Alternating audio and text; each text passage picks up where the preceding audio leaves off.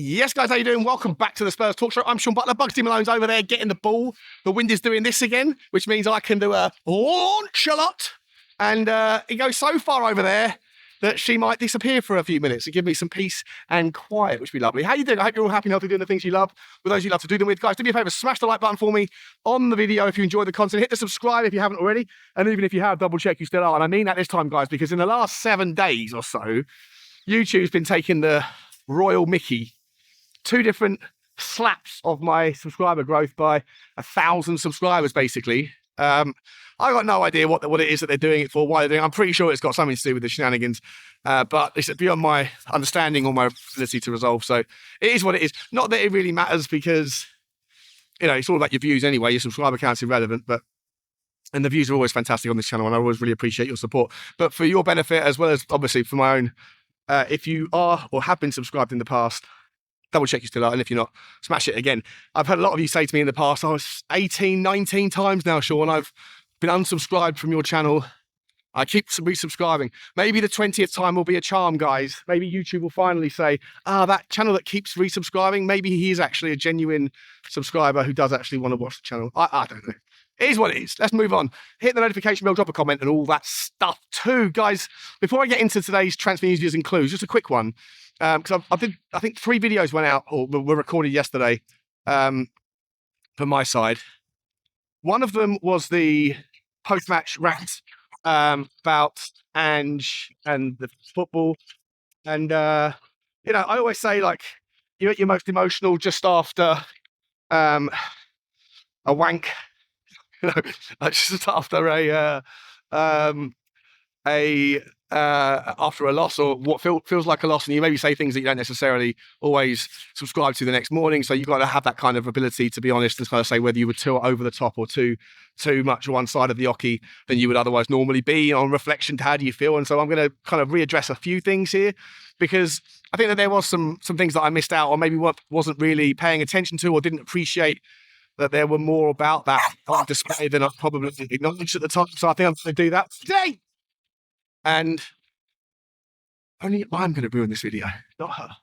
And the second video I put out, which went out this morning, which was like a walkthrough, like a vox pop of the goal line bar.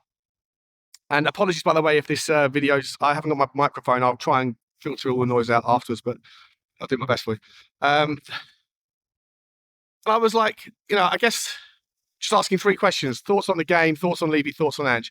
And in my kind of sort of summary thoughts or summary notes, I kind of was like, I'm surprised that there wasn't more of a Ange out, Levy out motion. And I guess it didn't really cross my mind at the time. And I think we've seen people in the comment section have pointed it out, and it makes a lot of sense. And I'm a bit of a dum-dum for not realising it. But you're not going to find too many people that are Levy out, like hardcore Levy out, that are going to be in the goal line bar drinking a beer after the game, because, probably part of the reason why they're Levy out is because they don't like the idea of putting money in the ownership's pockets, right? So you're naturally going to find more moderate fans, I guess, in that environment. But that makes sense. The Ange stuff, I think was quite interesting, though. Especially given that we were 2-1 up and it was the 88th minute or whatever when we conceded. I would have thought there was more emotional overreaction towards the Ange outside, but there wasn't. Everyone seemed to be very much, they understand the frustrations, but they want it to work and they like the guy. And I think it was just quite an interesting insight. I don't think that there's any reason to think that people that are in the stadium drinking after the game should be Ange in more than Ange out. There's no relationship there with any ownership thing. So I'd love to get your thoughts, because I think that the online community does, if you spend a lot of time here, which obviously I do, and if you're watching this, then you do, I think it's very disproportionately swings towards the negative.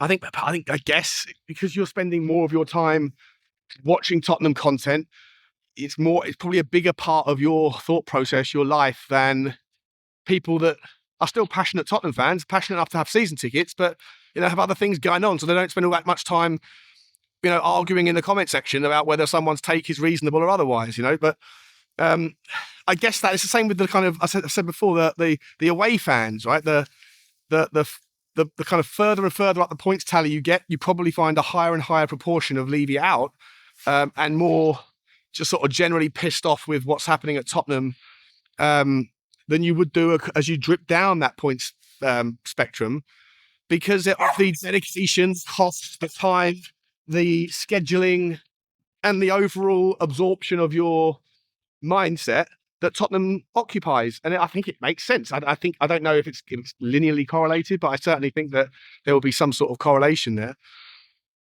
I think sometimes we have to remember that, like, we're not necessarily talking about like the conclusions that you think you see on your channel or in your audience, whichever ones that you particularly follow.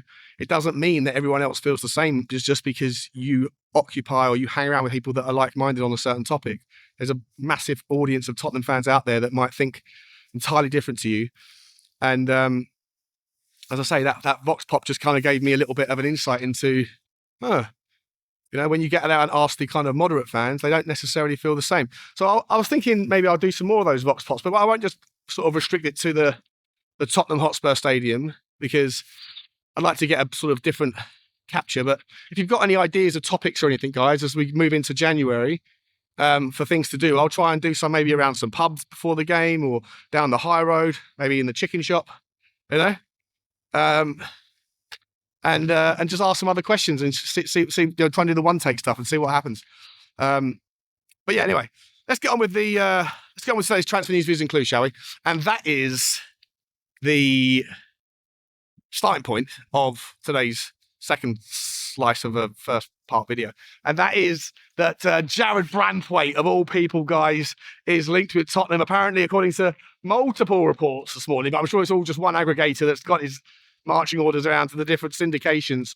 That Tottenham higher-ups have got together and are strongly considering entering an £80 million offer for Everton superstar Jarrad Branthwaite. Left-sided, left-footed, homegrown, absolute beast. Future, probably, but not necessarily. We never know how these things work out.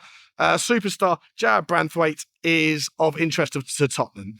I'm going to sit here and say I think it's far more likely that Tottenham were strongly considering putting an offer in for Ben Godfrey than for Jarrad Branthwaite. Right club, wrong person. Look, first and foremost, well, really good player. Obviously, would love him. It's not going to happen in January. If it was to happen, he would be that would be a move that would happen in the summer. He's wanted by everybody, right? Manchester City would want him. They've got to sort of go through their kind of rebuild, if you like. They've got a lot of aging players. They've already moved on some of their contributing players in terms of goals and GA and defensive stalwarts, but they haven't really replaced them with the right shape, and that's part of their problem. So I think that Jarrad Branthwaite would be an obvious candidate to go there, and obviously City have got more than enough wiggle room in their finances to be able to afford that. Would he come to Tottenham when you've already got, Micky Van De Ven, I suppose, is the obvious, like the left-sided kind of candidate? I would say no. The answer is obviously no, right? Why would he come in and play rotation or whatever, right? Or compete? But here's what I would say. Obviously, Tottenham do need a centre-back. Obviously, Tottenham do need cover in that regard, both short-term.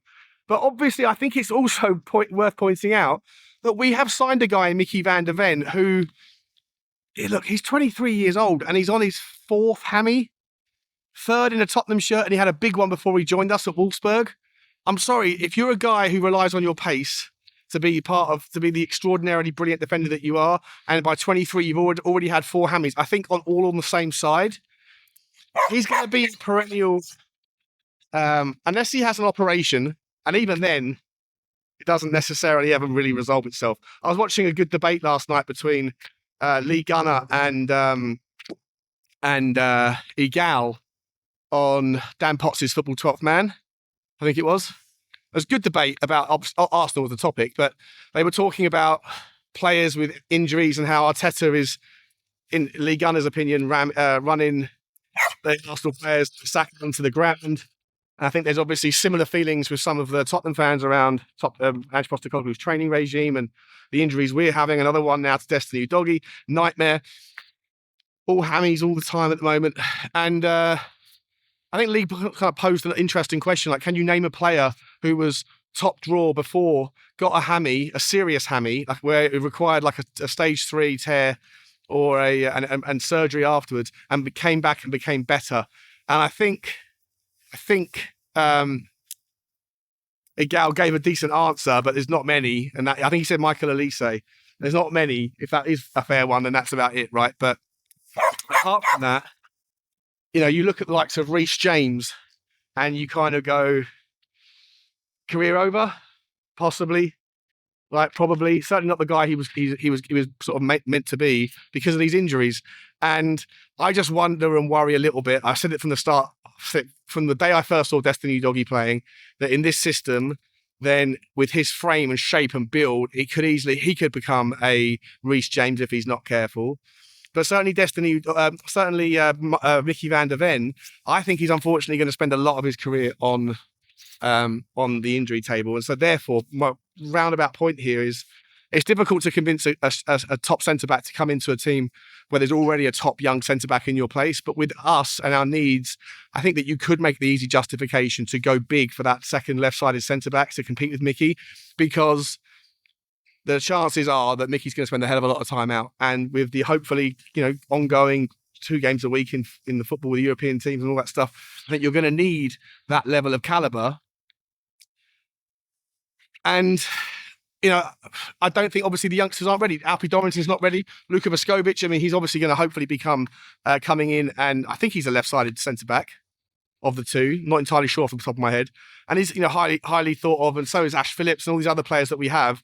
But ultimately, we probably need someone that's of a really high calibre now. Now, do you want to do that kind of thing that Andrew's already mentioned? Do you want to, or he doesn't particularly want to bring in more young players that are going to block the pathway for the future young players we've already got coming through? But he does need some ready now, here now players to come in. And to me, the obvious candidate for, Milan Skriniar is probably not a perfect fit for the left side, but you could put so much value in that. And as I've said to you on a few different videos now, you always have to remember that when you're talking about a player for a system, is the system going to change if the manager changes? Because in all likelihood, if you're bringing a player in on a 4 or 5 year deal, that guy's going to see 3, sometimes even 4 managers in his first contract. And so you don't want to have the sort of continuity flip-flop.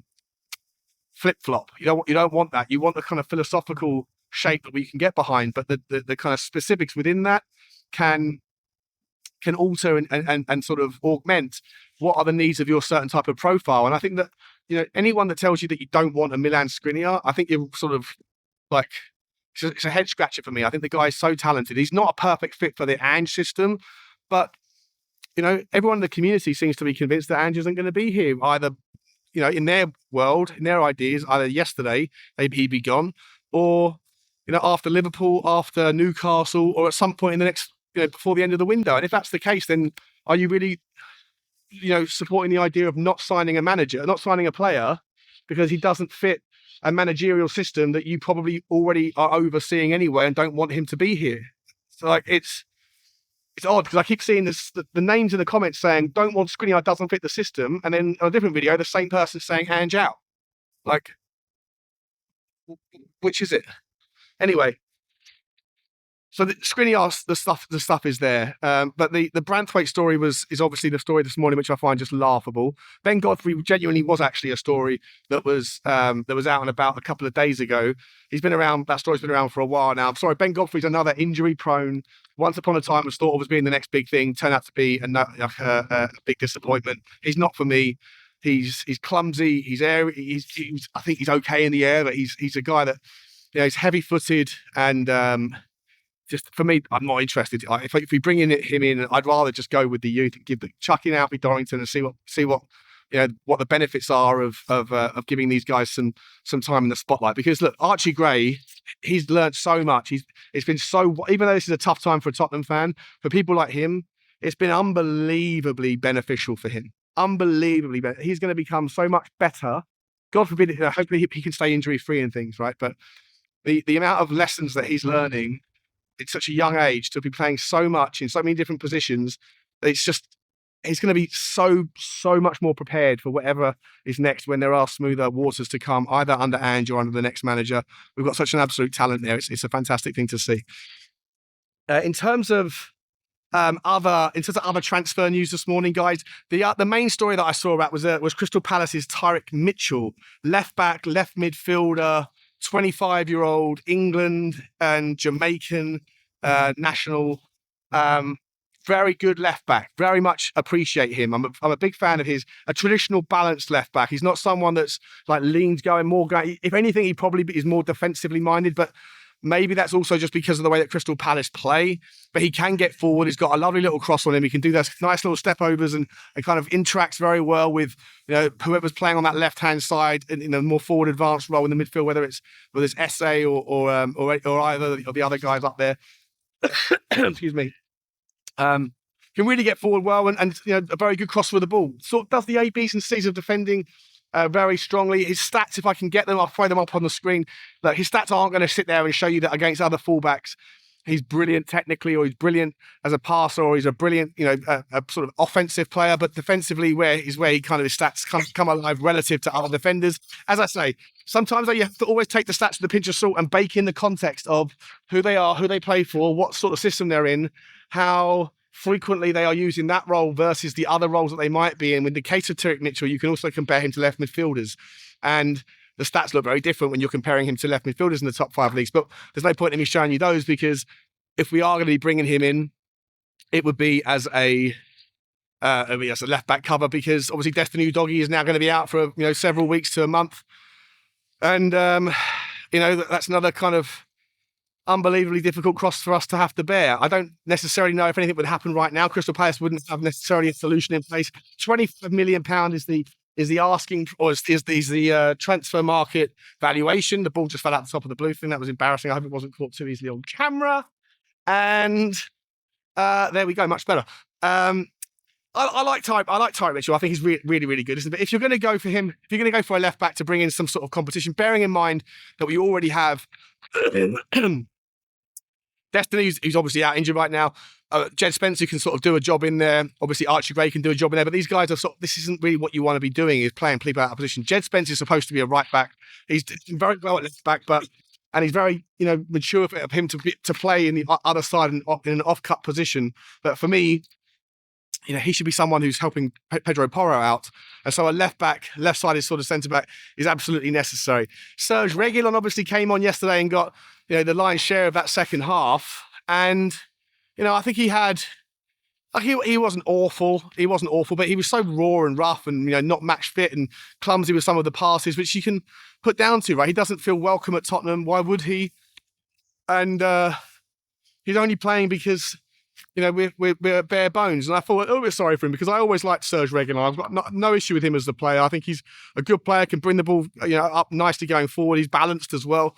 If he was playing somewhere else, if the version of him that I saw at Manchester United was, you were seeing him playing in a Brentford system or a Brighton system doing that, and we were looking at the market right now, I think a lot of people would probably go, well, why don't we think about going and getting Serge Reguilon? So I don't really understand why it is that he's so or unwelcome and dismissed by Ange and by previous managers. It must be a personality thing. I don't really understand it, but as a player, I like him. But obviously, I think that the rumours are that he's going to be moved on if we can find a buyer for him, which again comes across as just madness. But that's in the stories today. So Tyrick Mitchell is one opportunity. I personally would love to see us go and get I like an 8 Nouri at Wolves. I think he's phenomenal. I think he can be a little bit sloppy and lose a bit of concentration defensively at times, which would be pretty difficult to see how that would pan out in this particular system. The obvious option for me is Anthony Robinson over in Fulham. I love that guy. I think he's absolutely sensational. And look, North American connections. I think he's also Canadian. I'm not sure. Look, Tottenham, obviously, there's so many links right now to players that have got that kind of American vibe about them. We've got the guy Cardosa, Johnny Cardosa, or Cardosa, I think it is, yeah. Who might be joining us in January as well, can help out in the midfield options. And, there's lots of just rumours around Tottenham looking towards players that just happen to be from that North American region, right? What about Jonathan David? Is there maybe just a little bit of logic here, just like with the Heung Min thing? We Tottenham need to keep that Korean money train coming in, and Sonny's obviously on the decline. And so we move to the next kid, the next version of him, and see if we can continue that relationship for the next 10 to 15 years. It makes sense financially. And obviously, if the kid's also very talented, then it makes sense from a footballing perspective. If Tottenham are also going to try to tap into that American market, it makes it a lot easier to do so if you do happen to have 2 or 3 players within your squad that are all American or Canadian, North American, etc. It allows for the NFL conversation to be more seamless with those people that are, those invested minds in that department. It makes the whole relationships with potential private equity takeovers more interesting as well. And it obviously makes the seamless integration into that American fan base a lot more obvious. So, I think that if you happen to be needing a left back that's really good, that's balanced, that could play this system, that offers no problems defensively, offers positional awareness, that is, despite rumours of having some sort of heart stint or hole in the heart, I'm not sure if that's truth to that.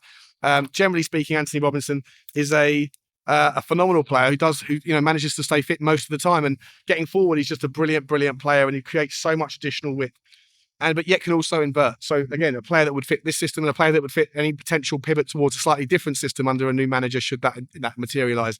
With the fact that he's American as well, it makes a lot of sense. And I think that given the fact that we need things in that area of the pitch, that left side of the defensive quartile, then to me, I don't understand why we wouldn't go and sort of say to Fulham, what's your price? And pay it. Why not? He's not going to be £60 million, is he? He'll be, I'd imagine, £30 million, £35 million, something like that. I'm not sure of his contract situation. A London boy, it would be a nice step up for him. Probably wouldn't have to move home. Seems to be an obvious one to me for all the reasons I've aforementioned. And I'd like to see it. There's no rumour about that right now, so I don't know why I spent the last 15 minutes talking about it, but that's where I'd like to see us go.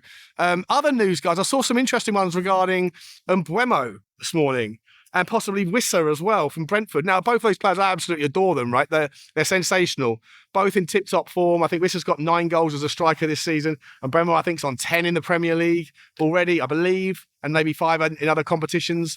So he's on doing some really good things with his output. Now, MBUEMO's a left-footed beast, but he plays off the right or up the top. It'd be interesting to see whether or not you could make him or ask him to adapt if there was any interest. I don't know whether or not Brentford would be willing to listen to offers for either of those players. But listen, I do think that Tottenham needs some support in regards of striker. I don't think that Richarlison's the guy. I think that Solanke does need some sort of help in that regard. And a mature player that can come in, that can offer success, that has big Premier League experience, where you're not going to be necessarily competing with the very, very best teams in the world. Again, listening to Igal and Lee Gunner earlier, last night, they were talking about the likes of MBUEMO, and I think they both said, no, I don't really want him. I don't really want, we want a player that's, the very top level to come in and do the different thing that Arsenal need to do. So if teams like Arsenal think that MBUEMO's not good enough, or if fans of teams like Arsenal believe that MBUEMO or WISSA aren't good enough for them, then that's great news to my ears, because I think that those players are fantastic. They are, as I say, they're young enough, but they're mature enough. They're not on their decline yet. They're still, I think, 28 and 27. Or 26. I think WISSA's 28 and MBUEMO's 27, I think. Both incredible players, both powerful. Neither of them officially play off the left-hand side, but I think you could make an argument to say that both of them could, especially in MBUEMO with the left foot. He likes to cut in, but could he come off the left and with the kind of style of the inversion, the way it works, would he be willing to do it? I think so. I think it would be a step up. He's not on huge money. I think MBUEMO's only earning 40 grand a week. So that fits into the profile of what Tottenham are looking for. Obviously, he's not 21 years old, but as Ange said, we don't need any more kids. We need some established players, guys. So for me, it's an interesting one. If there's any truth to it, I'd love to see it. MBUEMO in a Tottenham shirt, yes, please. WISSA in a Tottenham shirt, yes, please. Let me know your thoughts on those guys. Let me know your thoughts on Tyrick Mitchell. Let me know your thoughts on Jared Branthwaite and Ben Godfrey. I feel like there was someone else on the list that I haven't been able to bring to your attention today, but you know what? I've been talking for 24 minutes, so we'll leave it there. If there's need to, I'll do a live video this evening.